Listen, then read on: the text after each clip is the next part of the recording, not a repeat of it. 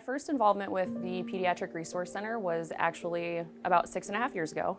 My son, who is now 10, was unfortunately one of the kiddos that had to utilize the services at PRC. We were in a situation where he had been abused, we thought. We weren't really sure how to handle that. We obviously saw a primary care physician, we saw his pediatrician. We ultimately ended up at the Pediatric Resource Center, and at the time I didn't know what that was.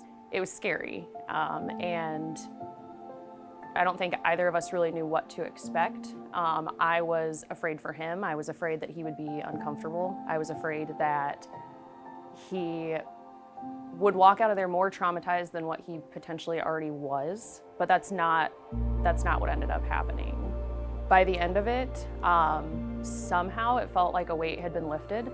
He walked out with a new little stuffed animal throughout the whole visit. Dr. Petrock and her staff were fantastic. The exam room that we were in had a mural painted, and it was, bright rainbows, clouds, butterflies. They will have them look for certain items or have them point out things in the mural to kind of distract them from what's really going on. So it was overall as great of an experience as it could be. We walked out, he was happy, he was smiling, he was none the wiser as to what was actually going on.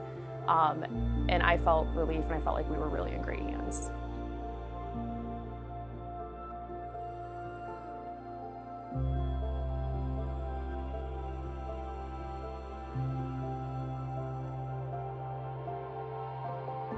Because the need right now is greater than ever. The impact that we make for kids happens pretty immediately. So maybe they were harmed, and we work with others to make sure that harm doesn't happen again for them. In our community, a lot of people didn't think it really happened. They're still very surprised when, they realize that there is an office dedicated to child abuse. For sexual abuse, the current numbers just nationwide are about 1 in 4 girls and 1 in 6 boys in their lifetime will be a victim of sexual abuse. Think about your kids, right? And if you were in a situation like that where you were surprised, you were caught off guard, you had no idea what was going on, and suddenly you're in that situation. I often use the words, we hope you never need us, but we're here if you do.